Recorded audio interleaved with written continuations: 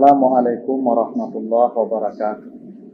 Alhamdulillahil ahadis samad, lam yalid wa lam yulad wa lam yakun lahu kufuwan ahad. Allahumma salli ala Muhammad afsahi manatika biddad wa alihi wa ashabihi ila yaumil wa'ad, amma ba'd. Pemirsa Mutiara Amal yang dimuliakan Allah, akan berbicara tentang keutamaan ibadah puasa. Perintah puasa ini disebutkan Allah di surah Al-Baqarah ayat 183 yang ayatnya sudah sering kita baca dan mungkin hampir semua orang Islam itu hafal. Kata Allah, A'udzubillahi minasyaitonirrajim, ya ayyuhallazina amanu kutiba alaikumusiyam kama kutiba alal ladzina min qablikum la'annakum tattaqun. Mari kita lihat beberapa keindahan redaksi yang Allah sampaikan terkait dengan perintah puasa ini. Pertama, Allah memanggil dengan bentuk panggilan yang bersifat langsung atau direct.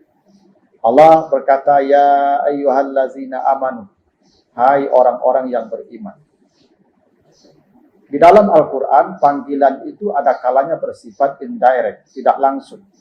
Misal, kul ya ayyuhal kafirun, katakanlah hai Muhammad, hai orang-orang kafir.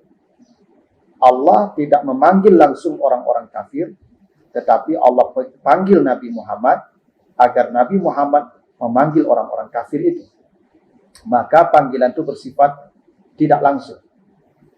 Begitu juga Allah mengatakan kul ya ayyuhallazina hadu, katakanlah Muhammad, hai orang-orang Yahudi.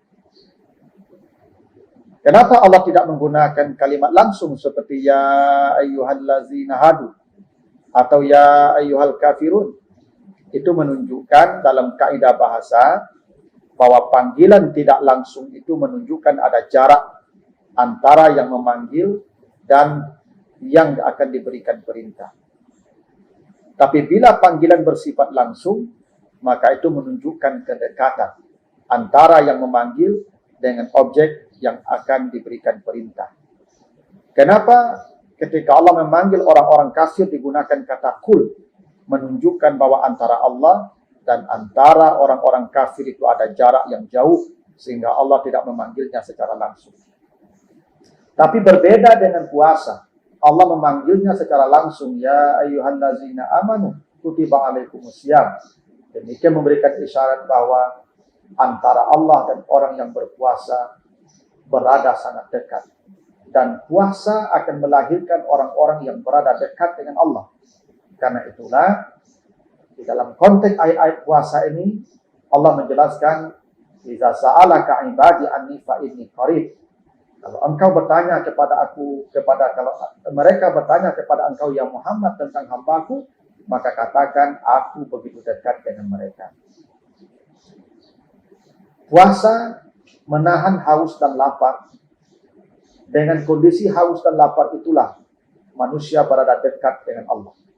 Dalam sebuah hadis diriwayatkan, kelak di akhirat Allah akan memanggil kita, ya fulan bin fulan, dulu saya kelaparan, kenapa engkau tidak datang mengantarkan makanan kepada saya? Dulu saya sakit, kenapa engkau tidak datang menjenguk saya? Maka kita akan bertanya kepada Tuhan, ya Rabb, engkau Tuhan, bagaimana engkau lapar, bagaimana engkau sakit? Apa jawaban Allah ketika itu? Dulu ada tetanggamu yang sedang kelaparan, dan engkau tidak datang mengantarkan makanan kepadanya. Andai engkau datang mengantarkan makanan kepadanya, niscaya engkau akan mendapatkan aku sedang bersamanya. Dulu ada saudaramu yang sakit, dan engkau tidak datang menjenguknya. Andai engkau datang menjenguknya, niscaya engkau akan mendapatkan aku bersamanya. Itu artinya bahwa ibadah puasa mengantarkan manusia kepada kedekatan dengan Allah, karena Allah bersama orang yang sedang kelaparan.